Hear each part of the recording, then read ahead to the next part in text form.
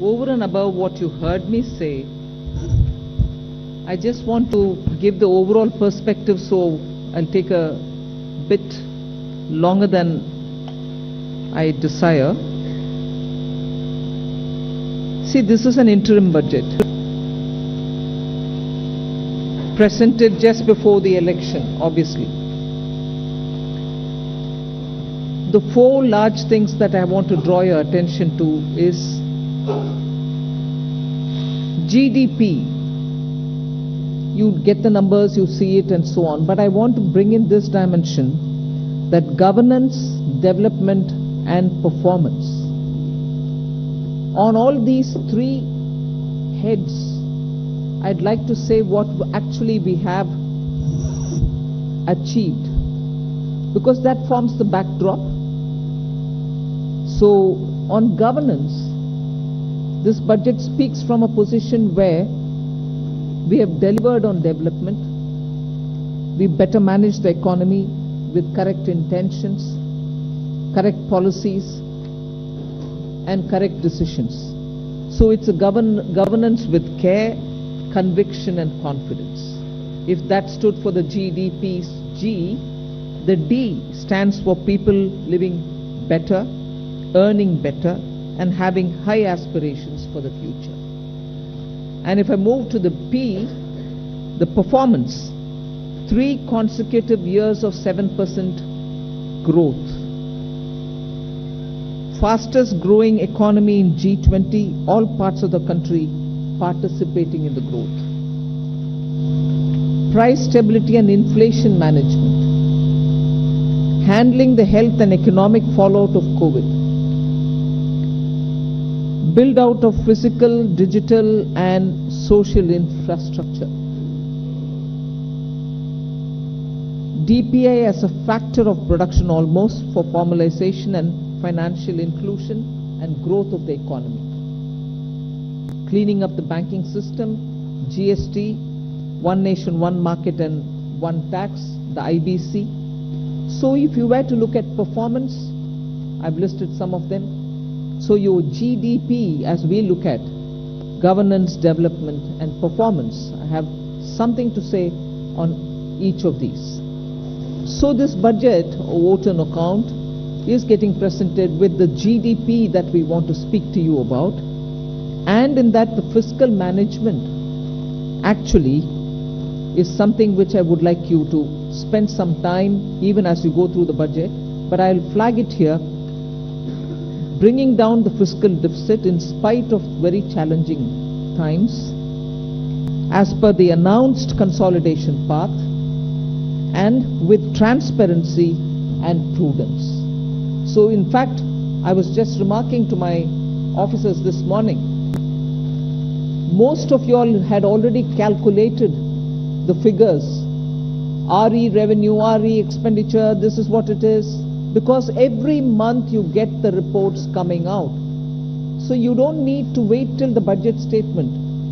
Every month you get the accounts, and so budget process has become absolutely transparent and questionable. If there are any you're there to question, we are here to answer. But we set in the process of keeping everything brought on budget and nothing kept aside from it or underneath it. So with that, the budget deficit, fiscal deficit, 5.8%, which is much lower than the 5.9, which was at the BE.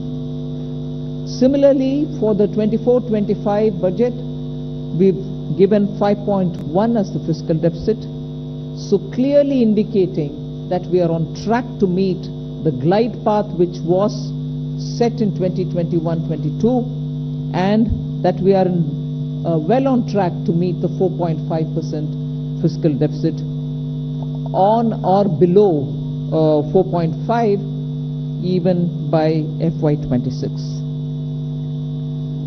If this is the background with which I'm talking and the presentation of the budget happened, I want to very clearly put some things under the heading, if you want to call it that, Disha Nirdeshak Baatein. You must have heard the Honorable Prime Minister speak before the Parliament session, well before the session commenced. His usual customary remarks. He said the budget will be presented tomorrow and you will have some Disha Nirdeshak baatein in it. So, what are those Disha Nirdeshak baatein? There are about 5 of them I highlight.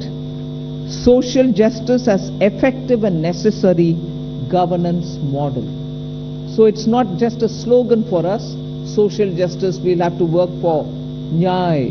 No, we've shown you that it is a governance model and a successful one at that. So social justice as an effective and governance, necessarily a governance model. Then 4 major caste groups, as we call it, as Prime Minister has emphasized: the poor, the women, the youth, and the Annadata. So, Disha Nirdeshak Baatein, you have the second point. Third, focus on infrastructure. This year again, massive increases of capex happened in the last 4 years. This year too, there is 11% increase, resulting in a very recallable number, 11,11,111 crores. So continuing the trend of the last 4 years, where capital expenditure has been the route, one for revival earlier from COVID, and now for sustained growth towards towards the Vikasit Bharat goal. Fourth is the using of technology as a huge opportunity. DPI as almost a new factor of production. So it is actually bringing in the value addition to the economy. It is facilitating every sector to bring in the value addition which is so required and improves on our productivity. And the last Disha Nirdeshak Baatein is high-powered committee for extensive consideration of challenges arising from population growth and demographic challenges. So if these are Disha Nirdeshak Baatein, what were the major announcements? I'll recall very quickly 12 of them. I'm not spending any time except for reading out what those 12 are. 2 crore more homes under the PM Awas Yojana. We already completed nearly the 3 crore. Housing for middle class. Rooftop solar for at least 300 units of power generation every month, which will be Muft Bijli for the households. There will be some assistance and some kind of a funding which will be extended. So you're generating renewable energy, providing the renewable energy generators the free that which they would want to use, and over and above that, the surplus that they produce can be used for selling and earning money out of it. Enhancement of target for Lakpati Didi from 2 crore women to 3 crore women. Preparing and empowering the MSMEs to grow and compete globally. Aligning regulatory environment for them. The sixth is making sure that the eastern region, and when I say eastern region, I'm not talking about northeast. Northeast will get the attention that they've been getting all the while. They will still continue to get it, and they will be on the top of our priority. But when I say the eastern region, I'm talking about Bihar, Jharkhand, Chhattisgarh and Orissa, making sure that they will become the engines of growth for the new Amritkal India that we are trying to use as a bridge towards leading to Vikasit Bharat 2047. And Eastern India, I've missed out on West Bengal, please add it. Bihar, Jharkhand, Orissa, Chhattisgarh and West Bengal. Next generation reforms will be carried on, building consensus with states and stakeholders for reform, perform, transform. 3 major corridors which are programs for railways, for logistics efficiency, and they have been explained. the important point that I want to highlight there is to make sure for Vikasit Bharat, you just don't need to build for better passenger convenience, you need to build for better passenger convenience. You need to give them safety. You need to shorten the traveling time for them. So one of the corridor is going to give emphasis for high density routes where passengers traffic is very high. We need to bring efficiencies and better safety in those areas. But for Vikasit Bharat, passengers need to move as they wish.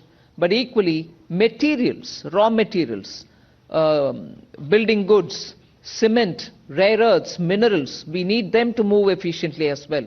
So the corridor will take care of that as well. So the synergy between movement of people and movement of goods is what is being highlighted in the 3 corridors that we're talking about. Ninth announcement, that is urbanization, looking at Metro and Namo Bharat. One of the railway related things which I missed out on telling you, 40,000 bogies are going to be improved in the standards with which they can be effective rolling stock and also give the convenience in the passenger experience inside the bogies as well. So 40,000 coaches are going to be brought up to the level of Vande Bharat standards. Metro and Namo Bharat I did mention, so that urban transformation through transit-oriented development can happen. The 10th announcement which I draw your attention to is 1 lakh crore corpus for research and innovation by private sector. So that's coming in at the 10th. 11th is boost to tourism, including spiritual tourism. Interest-free loans will be given to states so that they can build on iconic tourist centers. And the 12th one is supporting reforms in state. They are separate from the development of tourism centers, and therefore I want you all to have the clarity that help to centers are supporting reforms in state is slightly different from boost to tourism. There will be a white paper on economic performance of the last 10 years compared with the previous 10 years. The 12th announcement is so much a statement that I would like to make, which is what I made in the budget speech as well. Government has got the trust and the confidence and the blessings of the people based on its exemplary track record of GDP, as I said, governance, development and performance, effective delivery, and also on Jan Kalyan. So highlighted points have been realized as goals of Vikasit Bharat till now, and they are the realizable goals also continuing to be so, because what we want to underline is we govern with good intentions, true dedication and hard work in the coming years, and that's why Amrit Kal is also now called Kartavya Kal. In short, that's the budget. Thank you very much.